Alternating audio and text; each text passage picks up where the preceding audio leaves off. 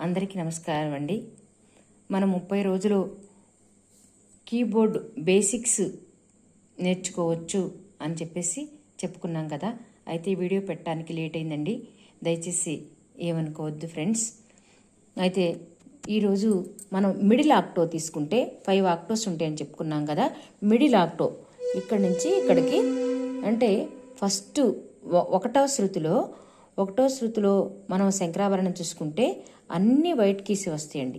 మనకి కన్ఫ్యూజన్ లేకుండా ఉంటుందన్నమాట. ఈ శంకరాభరణం ఒకటో శృతిలో మొత్తం కూడా వైట్ కీసే వస్తాయి. ఇవి మనకి స్వరస్థానాలు 7: స రి గ మ ప ద ని. సా వచ్చేసి మళ్ళీ పై షడ్జాన్ని కలుపుకోవాలన్నమాట. సరిగమ పదని స అవుతుంది. సరి గమ పదని ఈ 7 స్వరాలండి. 7 స్వరాలు ఏంటి మరి, ఈ 12 శృతులు ఏంటి అని మనకి డౌట్ రావచ్చు.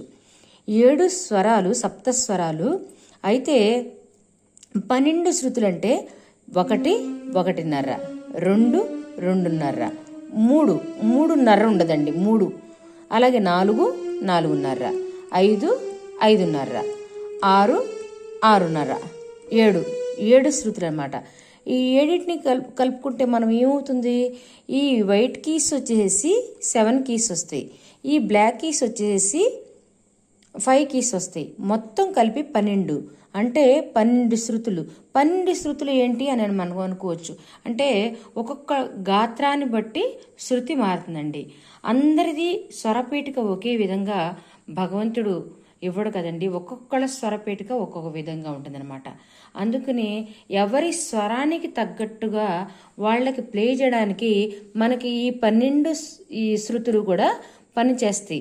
వాళ్ళ స్వరం మనకి ఈ బోర్డు ఈ సంగీతం నేర్చుకోగా ఏమవుతుందంటే ఎవరు ఏ స్వరంలో పాడుతున్నారు, వాళ్ళ యొక్క టోన్ ఎలా ఉంది, వాళ్ళ గొంతు ఎలా ఉంది, ఒకటో శృతిలో ఉందా, 1.5 శృతిలో ఉందా, అలాగే 2వ శృతిలో ఉందా, 2.5 శృతిలో ఉందా అనేది మనకి మన మైండ్ పట్టుకుంటుందండి.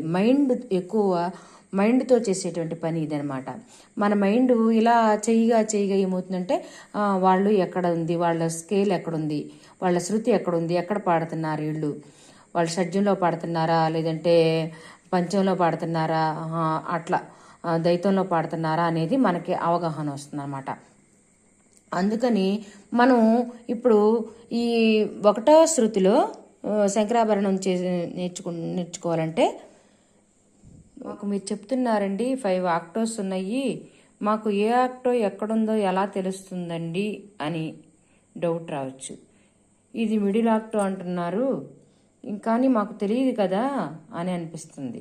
అయితే మనకి బోర్డులో 5 ఆక్టోస్ ఉంటాయని చెప్పుకున్నాం కదండి. బోర్డు మొట్టమొదటి నుంచి వైట్ కీస్ లెక్క పెట్టుకోండి. 1, 2, 3, 4, 5, 6, 7 ఇక్కడ వరకు ఒక ఆక్టో, ఫస్ట్ ఆక్టో అనమాట. అతి మందర స్థాయి అంటారు దీన్ని. ఇప్పుడు తెలిసింది కదండి ఆక్టో అంటే ఏంటో. ఈ వైట్ కీసు 7 వచ్చే వరకు లెక్క పెట్టండి. ఇది అప్పుడు ఫస్ట్ ఆక్టో అవుతుంది. మళ్ళీ అక్కడి నుంచి 1 లెక్క పెట్టండి.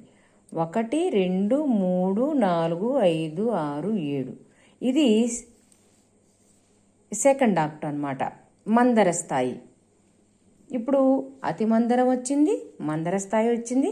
ఇప్పుడు మిడిల్ ఆక్టో వస్తుంది చూడండి.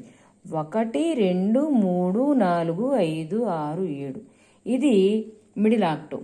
అలాగో అంతా కూడా అలా లెక్క పెట్టుకుంటే మనకు 5 ఆక్టోస్ వస్తాయి. మళ్ళీ ఇప్పుడు చూడండి 4వ ఆక్టో అంటే తారాస్థాయిలోకి వెళ్తున్నాం. 1, 2, 3, 4, 5, 6, 7 తారాస్థాయిలోకి వెళ్ళాం కదండి. అతి తారాస్థాయిలోకి వెళ్ళిపోతున్నాం ఇప్పుడు మళ్ళీ. 1, 2, 3, 4, 5, 6, 7 ఇవన్నీ కూడా 5 ఆక్టోస్. ఇప్పుడు అర్థమైంది కదండి ఆక్టో అంటే ఏంటనేది. సని ద ప మగరి స అలా ఉంటుందన్నమాట. 3వ కాలంలో ఒక దెబ్బకి 4 స్వరాలు వస్తాయన్నమాట.